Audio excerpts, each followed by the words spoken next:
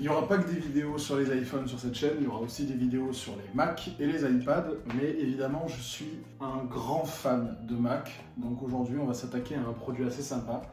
Je vous présente aujourd'hui l'iMac 21,5 pouces de 2009 d'Apple. Voilà un modèle Intel Core i5. J'ai pas plus d'informations sur le produit, on va devoir le démarrer pour en savoir un petit peu plus. Voilà, c'est un modèle d'origine qui n'a jamais été ni démonté ni touché. Qu'est-ce qu'on va faire sur ce Mac? Eh bien, on va devoir un peu le booster parce qu'il n'est pas de première jeunesse, hein, comme vous avez pu l'entendre au niveau de son année. C'est un Mac qui n'a jamais reçu d'upgrade.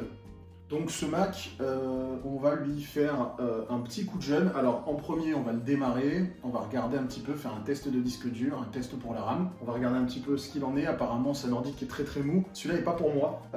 Il y aura d'autres vidéos sur des Macs pour moi, mais celui-ci n'est pas pour moi. Je vais simplement m'en occuper. Changement de disque dur par un SSD, on va mettre de la RAM à l'intérieur. Mais d'abord, on va faire un premier démarrage et un test. Alors ce qui est sympa, c'est qu'on m'a fourni le clavier et la souris d'origine, donc j'ai déjà du matériel pour le démarrer, sinon il aurait fallu que je fasse un peu de micmac. Donc on va l'allumer, on va le brancher, on va regarder ce qu'il donne. Donc voilà, voilà ce qu'on peut retrouver en Suisse. Alors, la terre chez nous elle est interne, ici elle est externe. Elle est déjà sur la fiche. Alors si on arrache ce pin là, on fonctionne parce qu'on a les deux pôles plus et moins. Mais nous du coup, on va le laisser comme ça, on va en prendre un autre. Donc on va utiliser un classique, hein, voilà. Alors les Apple sont plus jolis, mais voilà, donc on va utiliser un classique, hein, voilà. Bon, les Apple sont plus jolis, mais bon. Donc on a un clavier d'origine, on a aussi une souris d'origine. Je vais changer les piles. Alors bon, on va le laisser démarrer tranquillement, on va un petit peu regarder ce qui se passe à l'intérieur de ce Mac, voilà. Si la prise de vue m'a l'air sympa, on va rester comme ça, sinon j'essaierai de zoomer un petit peu sur l'écran. Mais apparemment, comme il est un peu lent et que j'ai pas que ça à faire, je vais pas lui installer un logiciel pour vous montrer une capture d'écran interne du Mac. On va faire ça comme ça. Voilà. Alors je pense que comme ça on est un petit peu mieux. Alors je vais me décaler, hein. Moi que vous voyez ma tête, ça change rien. Ce qui est important c'est ce qui va se passer sur ce Mac. Voilà, donc je l'ai allumé il y a à peu près 1 minute. Pour moi il a l'air quand même assez rapide. Je pense qu'il n'est pas en français. Bingo. Voilà, parce que du coup, forcément, c'est un clavier suisse-allemand. Voilà, donc je vous ai démarré le Mac. Alors, vous pouvez voir que c'est un sacré bordel sur le bureau, mais bon, ça, c'est pas notre problème. Par souci de confidentialité, j'ai dû changer le fond d'écran, ce qui fait que vous n'avez pas pu voir le démarrage. Alors, le démarrage a mis 2 minutes, hein, c'est pas si long. On entend énormément le disque dur. Je sais pas si on l'entendra à la vidéo. Alors déjà, ce qu'on va faire, c'est qu'on va faire un dossier bureau. Alors oui, le clavier en suisse-allemand, c'est pas trop pour moi. On va faire un dossier bureau. Et on va, voilà, vous voyez, il a du mal à s'écrire. Je pense que le disque est cuit. Donc on va faire un dossier bureau et on va tout foutre là-dedans. Waouh. Bon, là on peut le voir, l'ordinateur prend beaucoup de temps à déplacer 54 éléments du bureau vers le dossier bureau que j'ai créé. Donc j'ai tout déplacé dans un petit dossier bureau. Alors déjà, première chose qu'on fait, hein, quand on... Je vous ai dit 2009, je suis peut-être pas sûr de moi, même si je pense pas me tromper. Mi-2010, voilà, je me suis gouré. Donc c'est un 21,5 pouces mi-2010 avec un Core i3.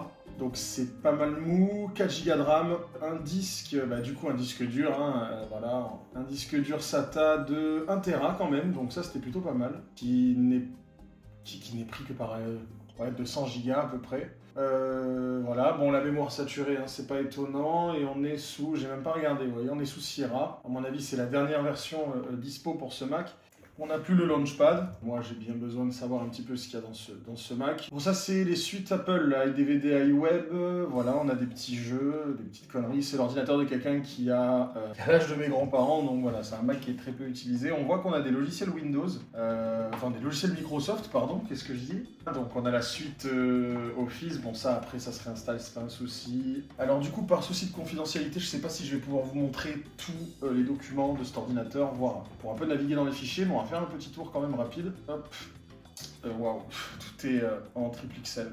Donc là, on a un peu de documents. Dans documents, c'est bien. Dans téléchargement, on a 2-3 merdes. Sur le bureau, du coup, bureau, je sais pas combien il fait. Je pense 9 Go, donc voilà, on a 10 Go sur le bureau. Documents, on a 73 mégas. À mon avis, là où il y a, je sais plus comment on y va directement. Donc on a un dossier de Dropbox qui fait 5 Go. Voilà, il y en a un dossier image qui, à mon avis, voilà, on en a pour un moment. Voilà, donc on a 100 Go de bibliothèque iPhoto. Et on a encore de la photo à côté, hein, donc clairement, alors ça c'est pas grave, ça méritera juste un réagencement. Quoi qu'il en soit, on va copier les données. Alors j'aurais pu faire un carbone copy cloner, hein, mais là on va juste récupérer les données les plus importantes, on va les stocker sur un disque dur à part, et ensuite on va procéder au démontage de ce Mac. Pourquoi je fais pas un carbone copy cloner, donc un clonage complet du disque pour le mettre sur un autre disque? Bien tout simplement parce que peut-être que l'OS a des petits soucis, peut-être que la configuration du Mac est assez vieillotte et qu'on a besoin d'un clean en fait, complet de l'ordinateur. Donc moi ce qui m'intéresse c'est de récupérer les données pour les gens en règle générale, les données les plus importantes c'est les photos. Alors là vous voyez c'est mon disque dur où j'ai pas mal de vidéos, de rush de vidéos pour la chaîne. Alors il y a des trucs qui sont jamais sortis, hein. Bypass MDM, vous voyez hier j'ai encore ajouté du rush dedans, mais j'ai fait des tests, c'est pas trop ça, mais ça sert à venir. Donc là on fait sauvegarde, on va faire save, voilà. Voilà, et du coup on va, voilà, tout ça on va le transférer sur le disque, hop. Alors il galère pas tant que ça, il est pas si long. Bon là, il y a, à mon avis, il doit y avoir 200 Go de fichiers. Donc on va laisser ça se transférer et on se revoit juste après pour voir un petit peu qu'est-ce qu'on va faire de ce Mac et on va procéder au démontage bien sûr. Alors c'est parti pour le démontage, à savoir que sur les Macs qui sont avant 2012, démonter le Mac c'est pas très compliqué. Ça demande un peu de dextérité, mais la vitre en verre est aimantée sur le châssis du Mac et l'écran est séparé de la vitre. À partir de 2012, les deux sont collés, on sera amené à en faire. Hein. Vous en faites pas, mais c'est plus touchy, beaucoup plus touchy. Donc pour démonter ce Mac, rien de plus simple, on va se mettre dans un coin, on va prendre une ventouse, hop, et en même temps moi je prends un Annie Sésamo, on va essayer voilà, de se glisser à l'intérieur, voilà, hop, on va faire la même de l'autre côté, hop, voilà, donc c'est quand même bien démonté, on descend pas mal et on tire. La vitre est enlevée. Voilà, donc la vitre de cet iMac a été enlevée. Maintenant, vous voyez, on a des vis un petit peu partout. Voilà, donc on va démonter les vis pour démonter l'écran. Évidemment, j'ai oublié de vous dire que le Mac c'était du Torx, donc il vous faut des vis. Il vous faut de quoi dévisser du Torx. Allez, on a le bon, c'est parti. Vous ferez quand même assez attention, il y a énormément d'aimants. Du coup, les vis peuvent aller s'aimanter. Donc prenez quand même une petite pince pour les démonter. Voilà, donc prenez bien le temps d'enlever les vis, de ne pas les perdre à l'intérieur du Mac parce que pour aller les chercher c'est un peu compliqué. Voilà, utilisez une petite pince pour récupérer les vis qui collent aux aimants. Quand on va enlever l'écran, il faut qu'il n'y ait rien au milieu. Donc voilà, j'ai enlevé les 8 vis qui tenaient l'écran. Donc maintenant je fais basculer un peu le Mac, je fais basculer l'écran. Voilà, hop, alors on a perdu quoi? Je ne sais pas. Voilà. Et à l'intérieur, hop, on bascule pas trop, on va débrancher d'abord la nappe qui s'occupe de la gestion du rétroéclairage. On a une petite nappe de sonde de température et, le plus important, alors, une petite languette, hop, la nappe de l'écran. On remonte avec le Mac gentiment. Hop là, il nous en reste une petite ici, c'est l'alimentation. Il y a moins de nappes sur les plus récents. Voilà, donc l'écran est démonté. Alors, je me permets de vous montrer cette petite nappe à languette qui est clippée comme ça. Il faut monter et tirer. Je vous ferai un petit peu au remontage quelque chose de plus sympa. Voilà, nous voilà donc à l'intérieur de l'iMac. Alors, on va éviter de toucher à ça, c'est la carte d'alimentation. On va éviter de mettre les mains dessus. D'ailleurs, on va y appuyer plusieurs fois, comme si on voulait l'allumer, hein, pour décharger au maximum la carte. On peut le voir à l'intérieur, il est assez poussiéreux. Allez, bon, je viens de commander les pièces pour l'ordinateur. Alors, c'était pas donné, voilà, parce que les disques durs en ce moment ça vaut un œil. Donc, il y en a pour 120 € à peu près. Bon, il y a 70 € de disque dur. Voilà. Donc on aurait pu remplacer le lecteur CD par un caddie pour mettre un second disque, pour avoir deux disques, mais c'est pas l'idée. Donc on va mettre un petit SSD de 500 Go. Donc vu que tout arrive demain matin, aujourd'hui on va faire le démontage. Et la suite de la vidéo, du coup, vu que ça arrive demain, ça sera dans celle-là. La suite de la vidéo, ça sera l'installation, donc après nettoyage, etc. Donc c'est parti, on attaque le démontage du disque dur. Alors il est tenu par deux vis, voilà. Je montre là qu'on a une petite sonde de température en plus du câble SATA et du câble d'alimentation, sonde de température qu'on va déconnecter du Mac par la suite. Donc on récupère le châssis qui est sur le disque dur ainsi que les deux petites pattes de fixation qui sont de l'autre côté qu'on va fixer sur notre nouveau caddie. On attaque ensuite le démontage du rack où se situe la RAM en dessous du Mac. Voilà, donc je vous ai fait un petit accéléré pour vous montrer. Alors c'est très très simple, voilà. C'est soutenu par 3 vis. Alors c'est un modèle un peu spécial celui-ci parce qu'il a 4 slots de RAM et c'est très rare sur les 21,5 pouces. Donc je démonte ça gentiment.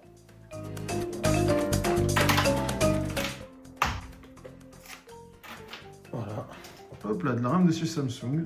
2 x 2 Go, donc 4. Et si je dis pas de conneries sur ce modèle, ouais, c'était upgradable, on peut mettre jusqu'à 4 barrettes. Donc nous on va mettre une barrette de 8. On va voir, tant. Alors ça se fait pas normalement, mais tant on peut mettre cela en plus. 8, 9, 10, 11, 12 Go de RAM. On verra, on va voir ça. Donc on a récupéré ce disque dur et on va quand même transférer quelques données qui sont à l'intérieur. Donc je vous montre comment je fais moi pour transférer des données. Donc j'achète ces petits boîtiers à pas cher chez Electrodépôt. Voilà, donc c'est des petits boîtiers de lecteur de disque dur. Je mets dans l'emplacement SATA. C'est tout bête, hein. Comme c'est des boîtiers pas très chers, parfois ils ferment mal. Donc il faut bien regarder, voilà. Il marche avec 2 petites vis. Important de bien mettre les vis même quand on utilise comme moi là pour juste quelques minutes de transfert parce que ça permet, voilà, il n'y a rien qui bouge. Et en fait à l'arrière vous avez un port ALIM, un port câble vers USB, comme celui-ci, et tout simplement vous le pluguez, voilà, un petit support qui est fourni avec, et là hop on a un petit indicateur et le disque dur démarre. Alors, voilà, colis reçu de la part d'Amazon. On va remercier Amazon de faire de la livraison en 24 heures. Donc qu'est-ce qu'on a là-dedans? C'est tout simple. On a une petite barrette de RAM en 8 Go. J'avais pas vu mais c'était livré par 2. Donc tant mieux, ça en fait un en stock. On a un rack pour adapter un disque en 2.5 vers un 3.5. Et comme on dit merci à l'IA de bouffer des milliards et des milliards et des milliards de téras de disques durs et de RAM, eh bien on se met à acheter de la marque qu'on connaît pas. Voilà. Donc moi je jure que par Crucial, hein, un RIP Crucial qui est en train de crever. Et du coup, eh bien pour la modique somme de plus de 60 €, on se retrouve avec cette marque que je ne connais pas pour un SSD de, c'est marqué quelque part, c'est 512 Go. Voilà. Donc je vais monter ça sur le caddie et ensuite on va monter ça dans le Mac. Voilà, donc on va monter le disque dur sur le caddie. Voilà, donc on va utiliser les petites vis pour pouvoir le fixer correctement. On va déballer aussi la barrette de RAM. Voilà, donc on va se récupérer le châssis qui était dans l'iMac pour le soutien du disque dur. Voilà, alors on va le mettre dans le bon sens. Voilà, on met bien le disque dur dans le bon sens avec les ports SATA bien à droite. On va remettre aussi les petits picots dans dessous. Et comme ça, on sera prêt à mettre ça dans le Mac. Voilà, donc maintenant on fait le remontage, donc dans le même sens que le démontage. La sonde de température, je l'ai enlevée comme vous venez de le voir, elle était clippée sur la carte mère, je ne la remettrai pas. Voilà, je vous expliquerai après pourquoi. Alors, on va remettre le LCD en place. On le présente. Voilà. Alors ici, on va remettre l'alimentation.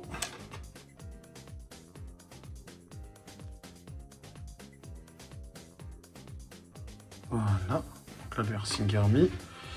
J'essaie de vous montrer, voilà, nickel. On a en bas ici, petit pin à remettre. Alors celle-ci, j'ai bien galéré à la mettre. Voilà, je vous conseille de prendre vraiment le temps de le faire. J'ai même débranché voilà, le AirSync pour me faire un peu plus de place en haut à gauche.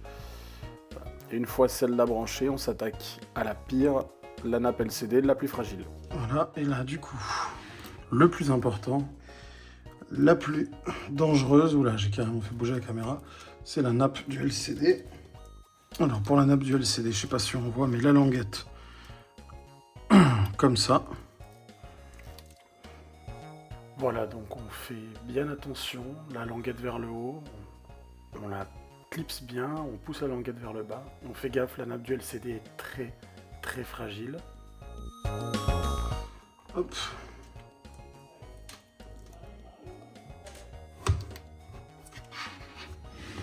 Voilà, donc là on va faire un test. Voilà, nickel, bon, c'est parfait, il est bien remonté. Allez, donc on passe au remontage de l'écran. Maintenant qu'on a vu que tout fonctionnait, j'en ai mis une là-haut pour faire un petit test. On est bon, donc on va remonter tout le monde. Voilà, donc même problème dans l'autre sens, hein, les aimants qui à chaque fois nous prennent un peu la tête. Donc on va remonter les 8 vis de l'écran. Voilà, donc faire attention, bien centrer les vis, n'hésitez pas à pousser un petit peu vers le haut l'écran s'il y a besoin. Voilà, donc une fois que toutes les vis sont mises, on va pouvoir passer à la vitre. Voilà, un peu de solution isopropylique. Hein. Voilà. Donc on arrive sur la fin de notre montage, après avoir nettoyé l'LCD avec de l'alcool isopropylique et l'intérieur de la vitre, on se centre bien pour la replacer. Voilà. Et une fois qu'elle est clippée, on fait attention à ses doigts parce que ça s'aimante d'un coup sec. Voilà, une fois que c'est fait, on remet un petit coup d'alcool sur la vitre pour terminer le remontage. Voilà, j'espère que cette vidéo vous aura plu. Écoutez, n'hésitez pas à la partager, à vous abonner. Vidéo assez compliquée à faire quand même. Voilà, je débute hein, dans tout ce qui est rush. Je tiens juste à vous préciser que bientôt, je devrais récupérer un micro-cravate, ce qui nous permettra d'avoir un meilleur son sur les vidéos. Là, c'est un petit peu compliqué, mais bon, c'est encore le début. Voilà. Donc écoutez, je pense que je vais tourner directement une vidéo pour vous présenter comment installer OpenCore Legacy Patcher sur un ancien Mac, étant donné que j'ai le produit sous la main. Mais pour vous, ça fera l'objet d'une autre vidéo. Voilà, je vous souhaite une très bonne soirée et à bientôt.